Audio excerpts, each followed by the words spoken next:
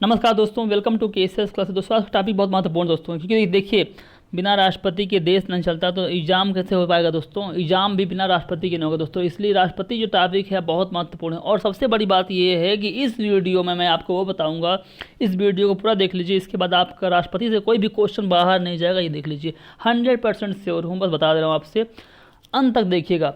एक एक क्वेश्चन आपको बताऊँगा कैसे कैसे अब तक आया हुआ है, इसको देखिए, बाकी कुछ मत देखिए, इसी से क्वेश्चन आएगा, 100% आएगा, बिल्कुल देखिएगा। चलिए शुरू करते हैं। पहला क्वेश्चन आपके सामने आ गया, भारत के राष्ट्रपति अपनी शक्तियों का प्रयोग कैसे करते हैं? तो सीधे अथवा अपने अधीनस्थ अधिकारियों के द्वारा। ऑप्शन नंबर जो ए है वो आपका सही जवाब हो जाएगा दोस्तों। भारतीय संविधान के अनुसार भारत का राष्ट्रपति होगा, अनुच्छेद 52 में कहता है कि जिसमें संघ की कार्यपालिका शक्ति राष्ट्रपति में निहित होगी, इसका प्रयोग वह संविधान के अनुसार अपना स्वयं करेगा या अपने अधिकारियों द्वारा करवाएगा। अनुच्छेद 53 का एक बताता है अपना खुद करेगा या किसी और के द्वारा करवाएगा, अपने अधीनस्थ अधिकारियों के द्वारा। फिर देखिए क्वेश्चन नंबर 3 में दिया गया, भारत के राष्ट्रपति का निर्वाचन किस प्रकार होता है?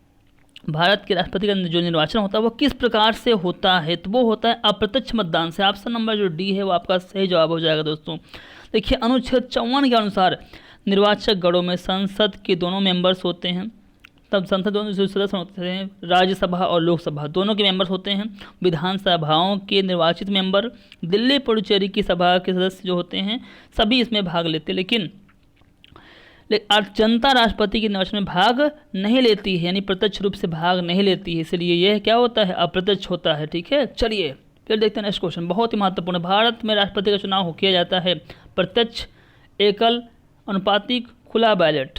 बहुत बढ़िया क्वेश्चन है, कैसे होता है ये आपको बताना है दोस्तों। ये होता है आपका एकल हस्तांतरणीय मत प्रणाली द्वारा। ऑप्शन नंबर जो बी है वो आपका सही जवाब हो जाएगा। फिर देखिए राष्ट्रपति के निर्वाचन मंडल के मेंबर्स होते हैं, कौन कौन होता है? तो देखिए संसद के दोनों सदनों के निर्वाचित सदस्य, ऑप्शन नंबर ए सही है। ठीक है, फिर देखते हैं नेक्स्ट क्वेश्चन।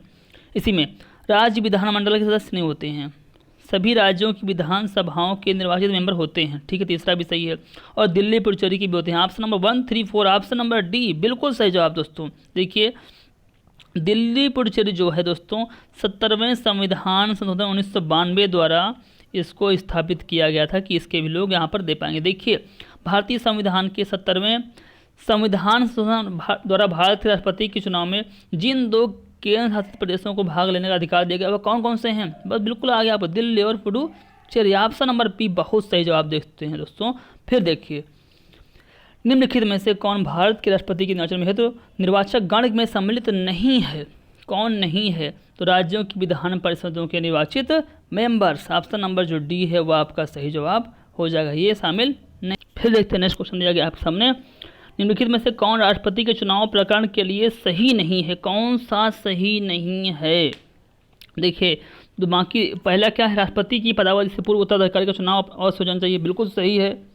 राष्ट्रपति अपना पदभार ग्रहण करने के 3 से 5 वर्ष तक रहेंगे, बिल्कुल सही है। ये भी सही, ये भी सही, ये भी सही। ठीक है, अब सही कौन सा? डी, ऑप्शन नंबर जो डी दिया गया है वो आपका सही नहीं है। तो ऑप्शन नंबर जो डी है वो आपका सही नहीं है, तो इसमें आपको लगाना होगा डी में उत्तर। ठीक है आपका। चलिए फिर बात करते हैं नेक्स्ट क्वेश्चन की दोस्तों। देखिए अनुच्छेद 54 के तहत राष्ट्रपति का चुनाव एक निर्वाचक मंडल के मेंबर्स द्वारा किया जाता है। ठीक, और यहाँ पर अपूर्ण होने की बात हुई इसलिए नहीं होगा। ठीक है, फिर देखिए राष्ट्रपति के निर्वाचन में राज्य का मुख्यमंत्री मतदान करने के लिए पात्र नहीं होता, यदि वह क्या होता है तो नहीं होता है। अगर ऐसी बात आएगी तो वह राज्य विधानमंडल में उच्च सदन का मेंबर हो तो वो नहीं होता पात्र। ऑप्शन नंबर सी जो है वो आपका सही जवाब होगा। देखिए मैंने बताया था ना, अनुच्छेद 54 के अनुसार राष्ट्रपति के चुनाव में राज्य विधानमंडल के उच्च सदन अर्थात विधान परिषद के सदस्य मतदान नहीं कर सकते हैं। तो यदि मुख्यमंत्री इस जो सदन का मेंबर है तो वह राष्ट्रपति के चुनाव में मतदान नहीं कर सकता है। फिर देखिए दिया गया है राष्ट्रपति के उम्मीदवार के लिए आवश्यक नहीं है। क्या इसमें आवश्यक नहीं है? तो देखिए 35 वर्ष की आयु बिल्कुल हो, पढ़ा लिखा हो, बिल्कुल भी ज़रूरत नहीं है पढ़े लिखे होने की, यह हमारे देश का संविधान का सिस्टम है। संसद चुने जाने की योग्यता रखता हो, हाँ ये भी हो, ये भी हो, और नागरिक देश का हो, ये भी सही है। तो आपका ऑप्शन नंबर जो दिया गया है बी, ये आपका सही जवाब हो जाएगा, इसको कोई ज़रूरत नहीं है। ठीक है, चलिए भारतीय राष्ट्रपति के विषय में निम्नलिखित कथनों पर विचार कीजिए, उसे भारत का जन्म नागरिक होना चाहिए। चलिए ये तो बिल्कुल गलत है। अब बताऊंगा कैसे गलत है, आपको कन्फ्यूज हो रहेंगे दोस्तों। फिर देखिए, उसे 35 वर्ष की उम्र पूरी कर लेनी चाहिए, बिल्कुल सही है, ठीक है। फिर उसे संसद का सदस्य निर्वाचित होने की योग्यता रखनी चाहिए, बिल्कुल सही है। मतलब दूसरा और तीसरा सही है, ठीक है। लेकिन तीसरे की जो बात है इसमें कहा है कि विचार कीजिए, तो योग्यता तो रखनी चाहिए इसमें, ठीक है, लेकिन अगर वो किसी और का भी है तो आपका देखिए सबसे बड़ी बात इसमें क्या है, इन दोनों की कन्फ्यूजिंग थोड़ी होती है, ठीक। लेकिन आपका जो बी है 35 वर्ष की उम्र पूरी करनी चाहिए, देखो, ठीक है दोस्तों। अब यहाँ पर जो दिया गया है, यहाँ पर जो ऑप्शन नंबर सी में दिया गया है, तो देखिए जो दिया गया है आपका ऑप्शन नंबर जो बी है ये सही है। कैसे सही, देखिए उस अनुच्छेद जो बताता है 58 का 1 के अनुसार उसकी योग्यता बताता है ना कि क्या योग्यता होनी चाहिए। अनुच्छेद 58 का 1 में क्या बताता है योग्यता, देखिए क्या है कि भारत का नागरिक हो, ठीक, 35 वर्ष की आयु पूरी कर चुका है, ये भी ठीक है, लोकसभा का सदस्य निर्वाचित होने की योग्यता रखता हो, यहाँ पर दिया संसद की योग्यता रखता है, ये अलग बात हो गई, ठीक है। अतः देखिए अब बता दूँ मैं, राष्ट्रपति पद के लिए भारत का नागरिक होना आवश्यक है, ना कि भारत का जन्मा नागरिक हो। भारत का नागरिक बसना काफ़ी, जन्म यहाँ हुआ कहीं हुआ, अगर नागरिकता उसके पास है तो माना जाएगा, ठीक है। चलिए, और दूसरी बात, इसी प्रकार संसद यानी कि राज्यसभा एवं लोकसभा का मेंबर नहीं हो, बल्कि वो लोकसभा का सदस्य निर्वाचित होने की योग्यता रखनी चाहिए, वहाँ पर ये बात है, ठीक है। चलिए, ऑप्शन नंबर जो बी है आपका वो सही जवाब हो जाएगा, बी जो है वो आपका सही हो जाएगा। चलिए फिर देखते हैं, नेक्स्ट क्वेश्चन दिया गया है, एक सांसद अथवा विधानसभा का मेंबर्स राष्ट्रपति निर्वाचित हो सकता है, परंतु क्या कंडीशन उसमें होनी चाहिए कि वह निर्वाचित होने के तुरंत उपरांत अपनी मेंबरशिप उसको लीव करनी होगी, यानी कि छोड़नी होगी। ऑप्शन नंबर जो सी है वो आपका सही जवाब हो जाएगा। अनुच्छेद 59 का 1 के अनुसार, भारतीय संविधान के अनुच्छेद 59 का 1 के अनुसार, यदि किसी सदन या किसी राज्य की विधानमंडल के किसी सदन का कोई सदस्य राष्ट्रपति निर्वाचित हो जाता है तो वह समझा कि उसने उस सदन में अपना स्थान राष्ट्रपति के रूप में अपने पद ग्रहण की तारीख से रिक्त कर दिया है, मतलब खाली कर दिया, अब वहाँ पर उसका कोई काम नहीं है। फिर देखते हैं नेक्स्ट क्वेश्चन, भारतीय संविधान का कौन सा अनुच्छेद राष्ट्रपति के पद के लिए पुनः निर्वाचन की योग्यता निर्धारित करता है, वह अनुच्छेद 57 है। ऑप्शन नंबर जो डी है वो आपका सही जवाब हो जाएगा, अनुच्छेद 57, ठीक है दोस्तों। फिर देखिए, फिर मैं आपको लास्ट में देखो, इस वीडियो के लास्ट के जो 10 क्वेश्चन है वो आपके लिए बहुत महत्वपूर्ण है, इतने महत्वपूर्ण हैं कि आपके लिए बहुत ज़्यादा महत्वपूर्ण है। अगर भारत के राष्ट्रपति के चुनाव में कोई विवाद हो तो उस विवाद को सौंपा जा सकता है किसको, तो वो है भारत के सुप्रीम कोर्ट को, यानी कि सर्वोच्च न्यायालय। ऑप्शन नंबर जो सी है वो आपका सही जवाब हो जाएगा। फिर देखते हैं नेक्स्ट क्वेश्चन दिया गया है, राष्ट्रपति 5 वर्ष तक राष्ट्रपति, हाँ अच्छा बात यहाँ पर थोड़ी सी आई थी, यहाँ पर देखिए मैंने बताना भूल गया, यहाँ पर जो था भारत के सर्वोच्च न्यायालय को, ठीक है, लेकिन 21 अनुच्छेद था, तो अनुच्छेद 71 का 71 का पहला इसके अनुसार सौंपा जाएगा। फिर देखिए, राष्ट्रपति 5 वर्ष तक अपने पद पर रहता है, ये बताया गया है किस कब से, अपने पद ग्रहण के दिन से। अनुच्छेद 56 का 1, अनुच्छेद 56 का 1 के तहत राष्ट्रपति अपने पद ग्रहण से के दिन से 5 वर्ष तक अपनी सीट पर रह सकता है, मतलब कि अवधि तक रह सकता है। उसमें भारत के राष्ट्रपति अपना त्यागपत्र किसको संबोधित करके देते हैं, तो उपराष्ट्रपति को देते हैं। ऑप्शन नंबर बी है, वो भी अनुच्छेद, देखिए बात क्या होता है यहाँ पर, अनुच्छेद 56 का 1 के अनुसार भारत का राष्ट्रपति अपना त्यागपत्र किसको देगा, उपराष्ट्रपति को, और उपराष्ट्रपति इसकी सूचना लोकसभा अध्यक्ष को तुरंत देगा, लेकिन 56 के 2 के तहत, अनुच्छेद 56 के 2 के तहत। फिर देखिए, भारत के राष्ट्रपति को उसके पद से हटाया जा सकता है, कैसे, तो दोस्तों अब कहाँ से, भारत के प्रधानमंत्री द्वारा, लोकसभा के द्वारा, या अब यहाँ पर देखिए कोई महाभियोग की बात हुई नहीं है, तो आपका दिया गया है संसद द्वारा। ऑप्शन नंबर जो डी है वो आपका सही जवाब हो जाएगा। देखिए इसमें कहा गया है, अनुच्छेद 61 राष्ट्रपति पर महाभियोग चलाने की प्रक्रिया के बारे में बात की गई है, उसे एक द्वारा चलाया जाएगा, तभी इनको यहाँ से बर्खास्त यानी कि हटाया जाएगा। चलिए, राष्ट्रपति पर महाभियोग का आरोप संसद के किस सदन द्वारा लाया जाता है, दोस्तों संसद का कोई भी मेंबर जो हो, यानी कोई भी सदन हो आपका, संसद के किसी भी सदन से। ऑप्शन नंबर जो सी है वो आपका सही जवाब हो जाएगा। अनुच्छेद 61 के 1 के अनुसार दोस्तों ये बातें होती हैं, ठीक है, और महाभियोग की जो प्रक्रिया अनुच्छेद 61 में बताई गई है। फिर देखते हैं नेक्स्ट क्वेश्चन, भारत के राष्ट्रपति पर महाभियोग चलाने के लिए कम से कम कितने दिन पूर्व की सूचना देना अति आवश्यक होगा? कितने दिन पहले आपको देना होगा? तो 14 दिन तक पहले। ऑप्शन नंबर जो बी है वो आपका सही जवाब हो जाएगा दोस्तों। अनुच्छेद 61 का 2 के अनुसार, अनुच्छेद 61 का 2 के अनुसार ऐसा कोई आरोप तब तक नहीं लगाया जाएगा जब तक कि ऐसा आरोप लगाने की प्रस्तावना किसी ऐसे संकल्प में अंतर्विष्ट मतलब मिलाई गई ना हो, ठीक है। और कोई भी चीज़ हो उसकी सूचना जब देंगे तो उसको 14 डेज पहले राष्ट्रपति जी को बताएंगे कि आपके ऊपर महाभियोग की प्रक्रिया शुरू हो गई है। फिर देखते हैं नेक्स्ट क्वेश्चन, भारत के राष्ट्रपति के महाभियोग की प्रक्रिया कैसी है? कैसी है? अर्धन्यायिक, न्यायिक, विधायी, कैसी है? तो ये है आपकी अर्धन्यायिक प्रक्रिया। ऑप्शन नंबर जो ए है वो आपका सही जवाब हो जाएगा। फिर देखते हैं नेक्स्ट क्वेश्चन, राष्ट्रपति का रिक्त स्थान भर लिया जाना चाहिए कितने दिन में? 90, 6 माह, 9 माह, 1 वर्ष। जी हाँ, 6 माह, मतलब कि ऑप्शन नंबर जो बी है वो आपका सही जवाब हो जाएगा। देखिए इसमें बताया गया है कोई भी जब जिस दिन से रिक्त हो इनका स्थान तो उसके 6 माह के अंदर ही इसको भर लिया जाना चाहिए। जब राष्ट्रपति मृत्यु, त्यागपत्र, पदच्युत या अन्य कारणों से अपने कर्तव्यों को निभा नहीं सकता है तो उपराष्ट्रपति कितने समय तक राष्ट्रपति के रूप में कार्य करता है? कितने समय के लिए दोस्तों करता है? तो वो भी आपका 6 मंथ ही होता है। ऑप्शन नंबर जो दिया गया है डी वो आपका सही जवाब हो जाएगा दोस्तों। चलिए फिर देखते हैं नेक्स्ट क्वेश्चन। अब कहा गया अगर ऐसी बात होती है कि देखिए इसमें दिया गया है अनुच्छेद 62 के 2 के अनुसार राष्ट्रपति की मृत्यु, त्यागपत्र, पदच्युत हो जाए तो अनुच्छेद 65 का 1 के अनुसार उपराष्ट्रपति 6 माह तक राष्ट्रपति के उसमें रह सकता है, पद पर रह सकता है, ठीक है। ध्यान रखिए हर अनुच्छेद को सुनते रहिए, आपको अपने आप याद हो जाएगा, ये मेरी बात की गारंटी है। यदि मृत्यु, त्यागपत्र, वापस एक क्वेश्चन आ गया दोस्तों, यदि मृत्यु, त्यागपत्र हटाए जाने की स्थिति में भारत के राष्ट्रपति का पद रिक्त हो जाए तो उस पद का कौन संभालेगा? उस पद को आपको संभालेंगे उपराष्ट्रपति। ऑप्शन नंबर जो सी हो आपका सही जवाब हो जाएगा। चलिए फिर देखते हैं नेक्स्ट क्वेश्चन। दिया गया है यदि भारत के राष्ट्रपति का पद रिक्त हो और उपराष्ट्रपति का भी रिक्त हो तो उस समय कौन कार्यवाहक राष्ट्रपति बनेगा? ये कौन बनेगा दोस्तों? सर्वोच्च न्यायालय के मुख्य न्यायाधीश। ऑप्शन नंबर जो डी है वो आपका सही जवाब हो जाएगा। फिर देखते हैं नेक्स्ट क्वेश्चन, भारत का कार्यपालिका अध्यक्ष कौन होता है? एग्जीक्यूटिव हेड कौन है?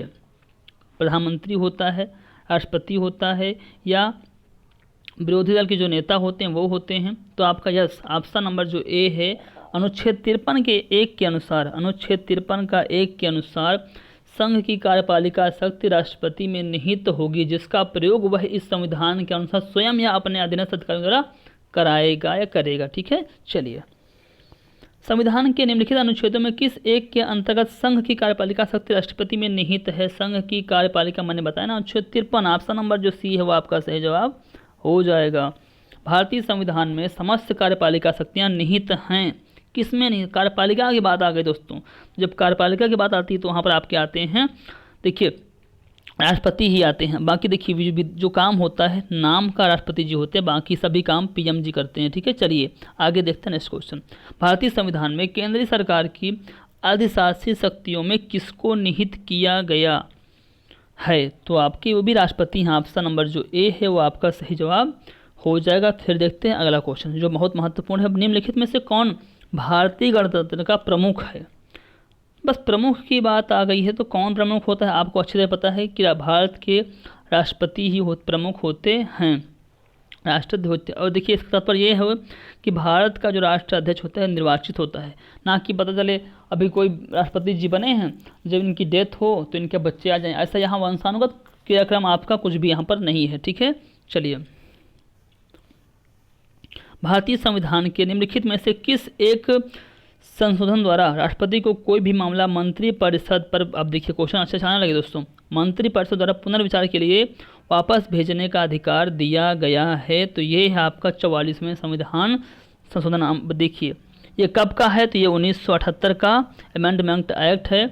तो इसमें बताया गया देखिए इसमें क्या था, अनुच्छेद 74 का 1 में एक चीज़ जोड़ी गई थी दोस्तों, ठीक है, कि जिसके तहत राष्ट्रपति को कोई भी मामला मंत्रिपरिषद द्वारा पुनर्विचार किए जाने के लिए वापस भेजने का अधिकार दिया गया है। तो आपका 44 में हो जाएगा, ठीक है।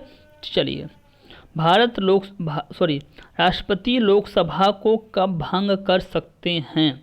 तो केंद्रीय मंत्रिमंडल की अनुशंसा पर अनुच्छेद 85 का 2, ऑप्शन नंबर सी में अनुच्छेद 85 का 2 के अनुसार राष्ट्रपति लोकसभा भंग कर सकते हैं, किंतु राष्ट्रपति की यह शक्ति अनुच्छेद 74 के 1 के अधीन है, अर्थात वह ऐसा केंद्रीय मंत्रिमंडल की अनुशंसा पर ही कर सकता है। ठीक है, चलिए उसमें क्या होता है, मंत्रिमंडल में कैबिनेट स्तर के मंत्री शामिल होते हैं, जबकि मंत्री परिषद में जो होते हैं कैबिनेट और राज्य मंत्री उप मंत्री सभी शामिल होते हैं। ठीक है, चलिए भारत के राष्ट्रपति की अनुशंसा पर लोकसभा को भंग कर सकते हैं, यहाँ पर वैसे क्वेश्चन आ ही गया है, तो आपका ऑप्शन नंबर जो डी होगा मंत्री परिषद, वो आपका सही जवाब हो जाएगा। फिर देखते हैं नेक्स्ट क्वेश्चन दिया गया है, अनुच्छेद 108 के तहत या अंतर्गत लोकसभा और राज्यसभा की संयुक्त बैठक आहूत की जाती है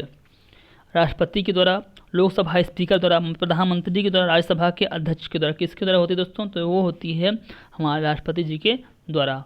ऑप्शन नंबर जो है ए आपका वो सही जवाब हो जाएगा। चलिए फिर देखते हैं नेक्स्ट क्वेश्चन दोस्तों। हाँ, एक चीज़ और भी है, अनुच्छेद 118 का 4 के तहत दोनों सदनों की संयुक्त बैठक की अध्यक्षता लोकसभा अध्यक्ष द्वारा की जाती है। ठीक है, दोनों सदनों की जो संयुक्त बैठक होती है उसकी अध्यक्षता लोकसभा अध्यक्ष द्वारा अनुच्छेद 118 का 4 के तहत करते हैं। फिर देखते हैं नेक्स्ट क्वेश्चन दिया गया है, भारतीय संसद का संयुक्त अधिवेशन निम्नलिखित में से कौन एक बुला सकता है, तो वो हैं आपके अधिवेशन की बात आई है तो प्रधानमंत्री बुला सकते हैं। ऑप्शन नंबर जो आपका राष्ट्रपति जो है, ऑप्शन नंबर भूल जा रहा हूँ, राष्ट्रपति जो है ऑप्शन नंबर जो ए है वो आपका सही जवाब हो जाएगा। चलिए, क्योंकि देखिए मोदी जी का भौकाल चल रहा तो वही सामने आ रहे हैं, बाकी ये चीज़ राष्ट्रपति से होती है। चलिए फिर देखते हैं नेक्स्ट क्वेश्चन, भारत के राष्ट्रपति से संबंधित निम्नलिखित कथनों में से कौन सा एक सही नहीं है, तो वह दोनों सदनों में चर्चा में भाग लेता है, यही आपका सही नहीं है। ऑप्शन नंबर जो बी है वो आपका सही नहीं है दोस्तों। भारतीय संविधान के अनुच्छेद 79 के तहत, एक सेकेंड जस्ट यस, अनुच्छेद 79 के तहत भारत का राष्ट्रपति संसद का एक संगठक भाग है, वह प्रत्येक वर्ष दोनों सदनों की संयुक्त बैठक को संबोधित करता है और अनुच्छेद 123 के तहत विशेष परिस्थितियों में अध्यादेश जारी करता है, परंतु वह दोनों सदनों में चर्चा में भाग नहीं लेता है। ठीक है, सभी बातें मैंने क्लियर कर दी हैं। ऑप्शन नंबर जो बी है वो आपका सही जवाब हो जाएगा। भारत के राष्ट्रपति ने जिस एकमात्र मामले में अपने वीटो शक्ति का प्रयोग किया था वह क्या था, बहुत ही महत्वपूर्ण क्वेश्चन, ये आपको आना चाहिए दोस्तों। भारतीय डाकघर जो विधेयक था, ऑप्शन नंबर जो सी है वो आपका सही जवाब होगा दोस्तों। पेप्सू विनियोग विधेयक के मामले में ये 1954 में कौन थे राष्ट्रपति, डॉक्टर राजेंद्र प्रसाद जी ने इसके वीटो का प्रयोग किया था। ठीक है, और जबकि 1986 में राष्ट्रपति ज्ञानी जैल सिंह ने भारतीय डाकघर जो अमेंडमेंट था यानी पॉकेट वीटो का प्रयोग किया था। ठीक है, और ये होता क्या है, ये मंत्रिमंडल की इच्छाहीन होता है। ठीक है, उनकी इच्छा के अनुसार नहीं होता है। फिर देखते हैं नेक्स्ट, निम्नलिखित में से इसकी बड़ी कहानी लंबी है दोस्तों, बताऊंगा तो बहुत टाइम होगा। मैं अगले कभी वीटो पावर क्या होता है, मैं राष्ट्रपति का कोई चैप्टर अच्छे से लूँगा तो मैं आपको बताऊंगा। ठीक है, वीटो पावर में क्या होता है, तो कोई भी चीज़ जैसे मान लीजिए प्रधानमंत्री जी ने या मंत्रिमंडल ने भेजा उनके पास, उन्होंने क्या किया, अपने पास उसको रख लिया, उस चीज़ को जो उनका विधेयक था, और उसको वापस ही नहीं किया, हमेशा के रख लिए। ठीक है, चलिए अब देखते हैं, उसमें ये भी होता है कि जैसे आप कोई चीज़ उन्होंने कहा, ठीक है, हाँ, वीटो पावर मतलब होता है, मैं आपको समझा देता हूँ कायदे से ही। जैसे कोई भी मामला होता है, ठीक है, जैसे इनके पास राष्ट्रपति जी के पास गया तो इन्होंने बिना अलंबित मतलब बिना समय के अनलिमिटेड टाइम के लिए अपने पास रख लिया, उसको आप ऐसे नहीं किया, जाओ टहलो, यही होता है वीटो पावर, मतलब पॉकेट वीटो जिसे बोलते हैं हम लोग। चलिए, निम्नलिखित में से किस राष्ट्रपति ने एक शक्ति का प्रयोग किया जिसे संवैधानिक शब्दावली में जेबी निषेधाधिकार, इसको जेबी निषेधाधिकार भी बोलते हैं दोस्तों। तो देखिए इसमें कौन थे, वो थे आपके ज्ञानी जैल सिंह। कब, 1986 में इन्होंने इसका प्रयोग किया था। कौन सा मामला था दोस्तों, भारतीय पोस्ट ऑफिस जो अधिनियम था उसके बारे में। चलिए फिर देखते हैं, भारतीय संविधान के किस अनुच्छेद के अंतर्गत राष्ट्रपति संसद के दोनों सदनों द्वारा पारित किसी बिल पर अपनी स्वीकृति रोक सकते हैं, तो वो है अनुच्छेद 111, ऑप्शन नंबर डी। अनुच्छेद 111 के तहत यह प्रावधान किया गया है कि राष्ट्रपति संसद के दोनों सदनों द्वारा पारित विधेयक पर स्वीकृति प्रदान करें या अपनी अस्वीकृति प्रदान करें। इसमें या मतलब कि उस विधेयक पर रोक लगा दें या उसको वापस लौटा दें कि हाँ इस पर पुनर्विचार कीजिए, ये उन पर शक्ति उनको प्राप्त है। फिर देखते हैं नेक्स्ट क्वेश्चन, निम्न में से किस विषय पर राष्ट्रपति के लिए मंत्रिपरिषद से सलाह लेना आवश्यक नहीं है? किस विषय पर नहीं आवश्यक है? तो वो है आपका विधेयकों पर स्वीकृति देना। उनके जरूरी नहीं कि आप तो बताइए तभी हम करें, अपने आप से वो आपकी इच्छा पर डिपेंडेंट है। चलिए, राष्ट्रपति द्वारा जारी एक अध्यादेश संसद के सत्र शुरू होने के बाद कितने समय तक रखा जाना आवश्यक है? तो वो दोस्तों 1 माह, 6 माह। तो आपका क्या है, अनुच्छेद 123 के तहत, 123 का 2 के तहत राष्ट्रपति जो है जो अध्यादेश जारी करता है उस संसद के शुरू होने के बाद 6 माह के अंदर ही उसको अनुमोदित करना चाहिए, वरना वो समाप्त हो जाएगा। फिर देखिए, फिर नेक्स्ट क्वेश्चन दिया गया है, निम्न में से किनकी नियुक्ति भारत के राष्ट्रपति द्वारा की जाती है? किसकी करते हैं दोस्तों? तो वित्त आयोग के अध्यक्ष बिल्कुल हाँ करते हैं। योजना आयोग के उपाध्यक्ष नहीं, इसकी तो नहीं करते हैं। 3 में है संघ राज्य क्षेत्र का मुख्यमंत्री, यस 1 और 3 जो है इनकी करते हैं। ठीक है, ऑप्शन नंबर जो है आपका सी आपका सही जवाब हो जाएगा दोस्तों। देखिए, अनुच्छेद 280 का 1 के अनुसार वित्त आयोग के अध्यक्ष की नियुक्ति राष्ट्रपति द्वारा की जाती है। अनुच्छेद 239 का 5 के तहत संघ राज्य क्षेत्र की मुख्यमंत्री की नियुक्ति यही करते हैं, और अन्य मंत्रियों की नियुक्ति राष्ट्रपति जो है मुख्यमंत्री की सलाह पर करेंगे। ठीक है, तथा मंत्री जो है राष्ट्रपति के प्रसाद पर्यंत पद धारण करेंगे। लेकिन जो बात आई है यहाँ पर योजना आयोग की, ठीक, इसके उपाध्यक्ष की जो नियुक्ति होती है वो प्रधानमंत्री जी करते हैं। ठीक है, चलिए, निम्नलिखित में से राष्ट्रपति किसकी नियुक्ति करता है? 4 ऑप्शन दिए, किसकी करते हैं? तो सभी के करते हैं। ऑप्शन नंबर जो डी है वो आपका सही जवाब। देखिए, न्यायवादी की जो बात आई अनुच्छेद 76 में बताया गया है। ठीक है, अब इसके बाद आपका आता है नियंत्रक महालेखा परीक्षक, इसकी बात अनुच्छेद 148 में बताई गई है। और इसके बाद हम आते हैं किसकी है, एक राज्यपाल, तो अनुच्छेद 155 की बात आती है। इसके तहत राज्यपाल की नियुक्ति, सारी बातें मैंने आपको बता दी, हर अनुच्छेद आपको बता रहा हूँ, समझते जाइए दोस्तों। 69 देखिए, निम्न से भारत का राष्ट्रपति किसकी नियुक्ति नहीं करता है? तो वो है आपके उपराष्ट्रपति की नियुक्ति नहीं करते हैं। अनुच्छेद 66 के अनुसार अपने आप से जो होता है उपराष्ट्रपति का जो क्या होता है, चुनाव होता है। ठीक है, निर्वाचन होता है। संविधान असाधारण परिस्थितियों में जो होती है, अनसिंपल जो कंडीशन में होती है, राष्ट्रपति को राज्यपाल के कृत्यों का निर्वहन हेतु उपलब्ध करता है किस अनुच्छेद के तहत? तो ये है आपका अनुच्छेद 160, ऑप्शन नंबर ए है। अनुच्छेद 160 के तहत राष्ट्रपति आकस्मिक या असाधारण परिस्थितियों में राज्यपाल के कृत्यों के निर्वहन हेतु उपबंध कर सकते हैं। ऑप्शन नंबर ए जो आपका सही जवाब था। फिर भारतीय संविधान का कौन सा अनुच्छेद राष्ट्रपति को उच्चतम न्यायालय से परामर्श करने की शक्ति प्रदान करता है? तो कौन सा है, वो है अनुच्छेद 143। ठीक है, फिर देखते हैं नेक्स्ट क्वेश्चन, भारत के राष्ट्रपति की शक्तियों के बारे में निम्नांकित में से कौन सा एक सही नहीं है? तो कौन सा सही नहीं दोस्तों है? तो राष्ट्रपति को सर्वोच्च न्यायालय के परामर्श को स्वीकार करना चाहिए, ये आपका सही बिल्कुल भी नहीं है। ऑप्शन नंबर जो ए है वो आपका सही जवाब हो जाएगा। चलिए, फिर बाकी तो सभी हैं ना, ठीक है, ये तीनों हैं। फिर देखते हैं नेक्स्ट क्वेश्चन, संविधान के अनुसार निम्नांकित में से क्या शब्द से भारत के राष्ट्रपति की शक्ति नहीं है? शब्द से मतलब शब्द के अनुसार, तो संसद के सदनों को मैसेज भेजना, ऑप्शन नंबर जो सी है वो आपका सही जवाब हो जाएगा। देखिए, अध्यादेश प्रख्यान की जो बात हुई है, तो ये आप देखिए यहाँ पर, बात जिसकी करते हैं हम दोस्तों, 123 में बताया गया इसके बारे में, बाकी अब सब जानते ही हैं। चलिए, भारत के राष्ट्रपति को यह अधिकार नहीं प्राप्त है कि वह क्षमादान करे, सर्वोच्च न्यायालय के न्यायाधीश को हटाए, आपातकाल की घोषणा करे या अध्यादेश जारी करे। तो कौन सा? सर्वोच्च न्यायालय के न्यायाधीश को हटाने की उनकी शक्ति उनको प्राप्त नहीं है, बी में। अनुच्छेद 124 का खंड 4 के अनुसार सर्वोच्च न्यायालय के किसी भी न्यायाधीश को उसके पद से तब तक न हटाया जाए जब तक साबित कदाचार या असमर्थता के आधार पर ऐसे हटाए जाने के लिए संसद के प्रत्येक सदन द्वारा अपने कुल मेंबर के जो होती है, मतलब बहुमत जो द्वारा कम से कम लगभग 2/3 बहुमत होना चाहिए। ठीक है, जब ये समाधान हो जाएगा तभी ऐसे हटाने का आदेश होगा, इसके पहले नहीं है।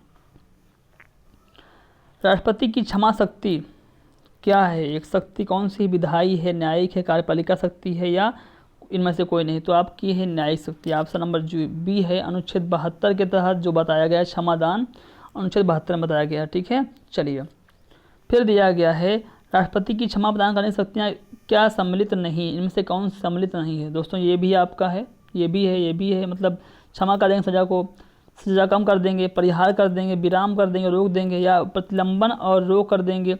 रोकने की नहीं है, रोकने निरंतरता की चीज़ इसमें नहीं गई है। मतलब कि आपका ऑप्शन नंबर जो दिया गया है ई है वो आपका सही जवाब हो जाएगा। यहाँ पर दिया गया है ई में टिक भी है, कोई बात नहीं। चलिए फिर देखते हैं निम्नलिखित में से किस प्रकार के प्राधिकार भारत के राष्ट्रपति को प्राप्त हैं? किस प्रकार के जो प्राधिकार होते हैं वो भारत के राष्ट्रपति को प्राप्त हैं? तो वो हैं वास्तविक और लोकप्रिय, और नहीं ये तो नहीं है, ऑप्शन नंबर ये गलत।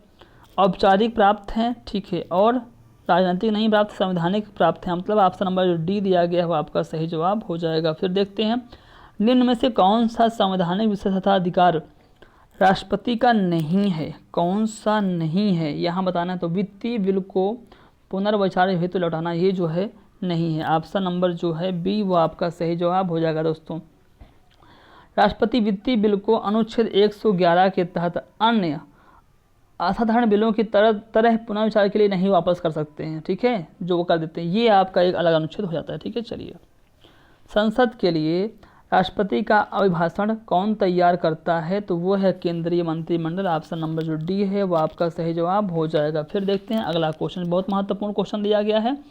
वीडियो थोड़ा लंबा हो रहा है पर देखिए दोस्तों, आपका इसके बाद क्वेश्चन भी बाहर नहीं आएगा, इतना समझ लीजिए। स्वतंत्र भारत के प्रथम राष्ट्रपति थे उत्तर प्रदेश, आंध्र प्रदेश, तमिलनाडु, बिहार। तो किससे थे? तो दोस्तों बिहार से थे। कौन से थे?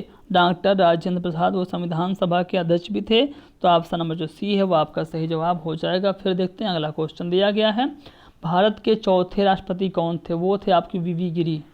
ठीक है, ऑप्शन नंबर जो ए है वो आपका सही जवाब हो जाएगा। देखिए ठीक है, पहले आपके राजेंद्र प्रसाद जो थे वो 3 बार बने थे, डॉक्टर एस राधाकृष्णन, फिर जाकिर हुसैन।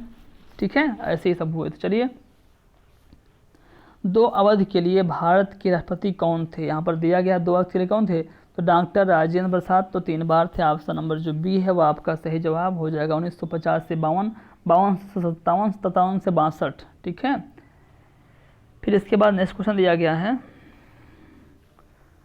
सर्वसम्मत से निर्वाचित भारत के राष्ट्रपति कौन थे? तो वो थे एन संजीव रेड्डी। ठीक है, ऑप्शन नंबर जो सी है वो आपका सही जवाब हो जाएगा। उनका कार्यकाल कब से था? 1977 से, मतलब 77 से और 82 तक होगा ना। ठीक है, भारतीय राष्ट्रपति के सर्वसम्मत से चुने जाने का अभी तक एकमात्र उदाहरण कौन सा है? तो वो है आपका नीलम संजीव रेड्डी का। ऑप्शन नंबर जो डी है वो आपका सही जवाब हो जाएगा। फिर निम्न में से कौन राष्ट्रपति होने से पूर्व भारत के उपराष्ट्रपति पद पर आसीन नहीं रहा है? कौन इनमें से कौन नहीं रहा जो ऑप्शन दिए गए हैं? तो वो है आपके नीलम संजीव रेड्डी। ऑप्शन नंबर जो सी है वो आपका सही जवाब हो जाएगा। निम्नलिखित भारत के राष्ट्रपतियों में से कौन दार्शनिक राजा अथवा दार्शनिक शासक के रूप में जाने जाते थे? तो कौन से थे? तो वो है डॉक्टर राधाकृष्णन। ऑप्शन नंबर जो ए है वो आपका सही जवाब, जो भारत के दूसरे राष्ट्रपति थे दोस्तों। ठीक है, कब थे? 13 मई 1962 से 13 मई 1962 से 1967 थे। ठीक है, तक थे। भारत के निम्नलिखित राष्ट्रपतियों में से कौन ट्रेड यूनियन आंदोलन से संबद्ध रहा है? कौन ट्रेड यूनियन से संबद्ध है? तो वो है आपकी वीवी गिरी। ठीक है, ऑप्शन नंबर जो ए है वो आपका सही जवाब। भारत के चौथे राष्ट्रपति जो थे वीवी गिरी जो थे वो इस आंदोलन से संबंधित थे। 2 बार अखिल भारतीय ट्रेड यूनियन कांग्रेस के भी अध्यक्ष ये रह चुके हैं। ठीक है, चलिए भारत के किस राष्ट्रपति को मिसाइल मैन, बस अब हो गया काम, मिसाइल मैन मतलब डॉक्टर APJ अब्दुल कलाम, जो कि 11वें राष्ट्रपति थे दोस्तों। ठीक है, 2002 से 2007 तक थे। चलिए भारत के निम्न मुख्य न्यायाधीशों में से किस एक ने राष्ट्रपति के रूप में कार्य किया? मुख्य न्यायाधीश में तो justice M Hidayatullah. Option number जो बी है वो आपका सही जवाब हो जाएगा। दोस्तों इन्होंने 20 जुलाई 1969 से 24 अगस्त 1969 के दौरान कार्यवाहक राष्ट्रपति के रूप में कार्य किया था। फिर देखिए निम्न में से कौन असंगत है? राजेंद्र प्रसाद, राधा कृष्णन, जाकिर हुसैन और जवाहरलाल नेहरू दोस्तों। देखिए बाकी सब राष्ट्रपति थे और ये प्रधानमंत्री था। ऑप्शन नंबर जो डी है वो आपका सही जवाब हो जाएगा। ठीक है, चलिए फिर दिया गया है कौन सा असत्य है, कौन सा कथन असत्य है हमको ये बताना है। तो उपराष्ट्रपति का चुनाव भारत के राष्ट्रपति नहीं करते हैं, आपको पता है। ऑप्शन नंबर जो सी है वो आपका गलत जवाब हो गया। देखिए 66 के तहत अनुच्छेद 66 में क्या होता है, उपराष्ट्रपति का निर्वाचन संसद के दोनों सदनों द्वारा अनुपातिक प्रतिनिधित्व पद्धति द्वारा होता है। कैसे, एकल संक्रमणीय विधि द्वारा, एकल संक्रमणीय। ठीक है, 99 है श्रीमती प्रतिभा पाटिल का भारतीय गणतंत्र के राष्ट्रपति के रूप में कौन सा क्रम है, जो कौन सा है, 10वां, 11वां या 12वां। यस, ऑप्शन नंबर जो दिया गया है सी है वो आपका सही जवाब। देखिए जो यहाँ पर बात हुई है प्रतिभा पाटिल जी को जो था, तो आपका 12वां कैसे है, देखिए है तो 12वां कैसे, देखिए 2007 को भारतीय गणतंत्र के 13वें राष्ट्रपति के रूप में, मतलब जो क्रम की बात हुई है तो वो 12वां है, थे कौन ये, 13वीं थी। ठीक है, तो अब बाकी उनका जो है देखिए 12वें राष्ट्रपति के रूप में उन्होंने किया था, बाकी जो क्रम था वो 13वें या 14वें था। ठीक है, चलिए एक विधेयक जो संसद में प्रस्तुत किया जाता है वो कौन सी क्रिया के बाद अधिनियम बन जाता है, तो वो है जब राष्ट्रपति अपनी इसमें सहमति दे दे, एग्रीमेंट दे, तभी होता है। ऐसा है, कब होता है, अनुच्छेद 111 के तहत विधेयकों पर राष्ट्रपति की अनुमति से संबंधित बंद बताया गया है। ठीक है, चलिए फिर देखते हैं, अब जल्दी जल्दी खत्म करते हैं इनको, बस 2-3 क्वेश्चन बचे हुए हैं। निम्न में से किसी भौगोलिक क्षेत्र को अनुसूचित घोषित करने का संवैधानिक अधिकार किसको है, किसको है, तो वो भी आपके राष्ट्रपति जी को है। ऑप्शन नंबर डी आपका संविधान की 5वीं अनुसूची में के पैराग्राफ 6 में बताया गया इसके बारे में दोस्तों। ठीक है, चलिए अब वह राष्ट्र का प्रतिनिधित्व करता है परंतु राष्ट्र का नेतृत्व नहीं करता है, ये बात किसके बारे में कही गई है, तो वो भी आपकी राष्ट्रपति जी के बारे में कही गई है। फिर देखते हैं भारत के पूर्व राष्ट्रपतियों में निम्नलिखित में से कौन बिहार का राज्यपाल रह चुका है, तो वो डॉक्टर जाकिर हुसैन जी थे, वो बिहार के राज्यपाल भी थे दोस्तों। चलिए इसके बाद फिर देखते हैं नेक्स्ट क्वेश्चन, निम्न में से कौन राष्ट्रपति सर्वोच्च न्यायालय में उपस्थित हुए थे, जब सर्वोच्च न्यायालय राष्ट्रपति के निर्वाचन पद की सुनवाई कर रहा था तब वो उस समय मतलब कि प्रेजेंट हुए थे, तो वो कौन से थे, तो दोस्तों वीवी गिरी। ऑप्शन नंबर जो बी है वो आपका सही जवाब हो जाएगा दोस्तों। देखिए इनका फर्स्ट सिस्टम क्या था कि जैसे मान लीजिए यहाँ पर फैक्ट ये भी आती है कि इन्हीं के चुनाव में दूसरे चक्र की मतगणना भी की गई थी दोस्तों, दूसरे चक्र की मतगणना की गई थी दोस्तों। क्या था कि भ्रष्ट आचरण के आरोप में इनकी विवाद की सुनवाई जो थी उस समय कौन से न्यायाधीश थे, MS सीकरी की अध्यक्षता वाली जो खंडपीठ थी वहीं पर चल रहा था। चलिए अब देखते हैं नेक्स्ट क्वेश्चन, राष्ट्रपति भवन को डिजाइन किया गया था किसके द्वारा, तो वो एडविन लुटियंस द्वारा। बहुत ही अच्छा क्वेश्चन, बहुत महत्वपूर्ण क्वेश्चन दोस्तों है। देखिए ब्रिटिश वास्तुकार एडविन लुटियंस द्वारा राष्ट्रपति भवन को डिजाइन किया गया था। ये भवन भारत के राष्ट्रपति का सरकारी आवास दोस्तों है और वर्ष 1950 तक इसको वायसराय हाउस भी कहते थे। क्या कहते थे, वायसराय हाउस भी कहते थे। दोस्तों वीडियो थोड़ा लंबा था, अगर आपको अच्छा लगा कि आप क्वेश्चन अच्छे, देखिए इससे क्वेश्चन बाहर आपको खुद आज एहसास हो गया होगा, मैंने लगभग 60 से 70 क्वेश्चन करवाए हैं, तो इससे आपको एहसास हो गया होगा कि इससे बाहर क्वेश्चन नहीं आएगा दोस्तों। जय हिंद, जय भारत। हाँ एक बात और, अगर आपको PDF चाहिए तो हमारा टेलीग्राम चैनल है KCS क्लासेज, वहाँ से आप ले लीजिएगा। ठीक है, धन्यवाद।